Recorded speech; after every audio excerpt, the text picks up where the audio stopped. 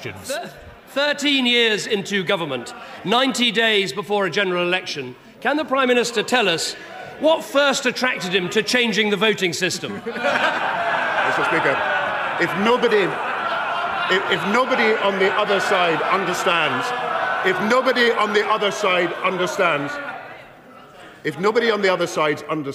that the politics of the last year has changed forever the way the public are going to view the House of Commons and our parliamentary institutions, and that the status quo cannot last, it has got to be changed. Now, Mr. Speaker, if the Conservatives want to defend the hereditary principle in the House of Lords, if they want to postpone reform of the House of Lords for more than 10 years, and if they want to refuse the people a referendum on the alternative vote, then they are making a mistake about what the British people are thinking. My message today is to the British people that we are prepared to change our constitution, and we are prepared to change it for the better. We are for the alternative vote, they are for the hereditary vote.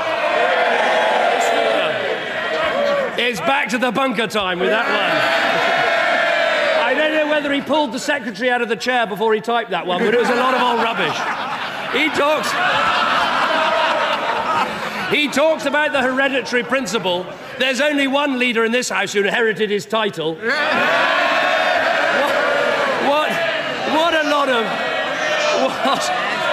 What a lot of rubbish. Good of the Chancellor to have a laugh.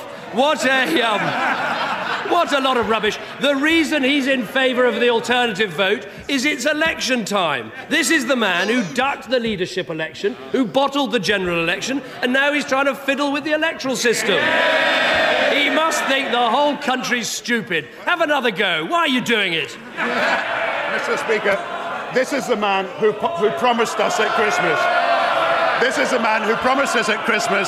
A policy-a-day blitz to show the substance of the Conservative Party if they were in government. We've had confusion over the married couples allowance. We've had chaos over public spending. We have exaggerations over crime. We've had them retreating on their hereditary principle and now supporting it for the House of Lords. This is a Conservative Party that is in complete muddle, has no manifesto.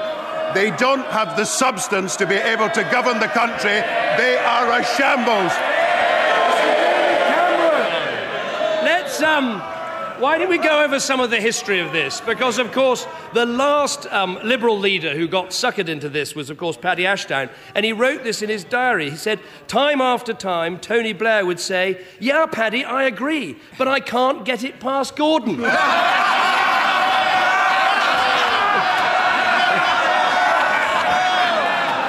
And it goes on.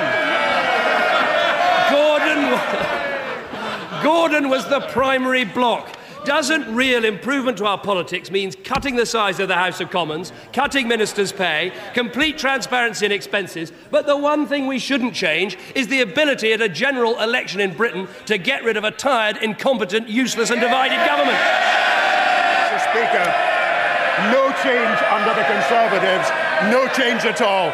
He's supporting the hereditary principle in the House of Lords. He's supporting... Order. I apologise for interrupting, Prime Minister. We must have some quiet. I want to hear the answer. I hope others want to hear the answer as well. Prime Minister. His is about no change. It's the politics of no change at all. He supports the hereditary principle in the House of Lords again. He supports no reform of the House of Lords for a decade. He supports no referendum to allow the electorate to have a choice. This is a party that has fundamentally not changed at all. They're the same as they always were. We will vote for the alternative vote. They're still voting for the hereditary vote. Sir Stuart Bell. Conservatives pointing at silent Labour MPs. Thank you, Mr. Speaker. Building on the response of the Prime Minister to the parliamentary institution, is he aware that tomorrow Sir Thomas Legge will publish his full review of MPs' allowances? Building upon the creation of